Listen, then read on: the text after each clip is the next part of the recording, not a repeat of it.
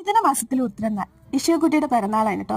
ഇത്തവണ ഉത്തരം വന്നത് ജൂലൈ 12-നാണ്. ജൂലൈ 16-നാണ് അവളുടെ ബർത്ത്ഡേ. പക്ഷെ അന്ന് ഞങ്ങൾക്ക് ലീവ് എടുക്കാൻ പറ്റില്ലാത്തതുകൊണ്ട് ജൂലൈ 12-ന് ഞങ്ങൾ ലീവ് എടുത്തിട്ട് ഇഷുക്കുട്ടിനെ കൊണ്ടൊന്ന് അമ്പലത്തിൽ പോയി. അപ്പോൾ പെരുന്നാളിൻ്റെ അന്ന് അമ്പലത്തിൽ പോയി. പിന്നെ ഇഷുക്കുട്ടീനെ എൻഗേജ് ചെയ്ത് വെക്കുന്ന എന്തെങ്കിലുമൊക്കെ ചെയ്യാനാണ് പ്ലാൻ ചെയ്തത്. അപ്പോൾ അങ്ങനെ രാവിലെ ഒരു 10 മണിയൊക്കെ ആയപ്പോഴത്തേക്കും അമ്പലത്തിൽ ചെന്നു. വലിയ തിരക്കൊന്നും ഉണ്ടായിരുന്നില്ല. വർക്കിംഗ് ഡേ ആയതുകൊണ്ടായിരിക്കാം വലിയ തിരക്കൊന്നും ഉണ്ടായിരുന്നില്ല. അടിപൊളി കൊത്തുപണികളൊക്കെയുള്ള നല്ല സൂപ്പർ ടെമ്പിൾ.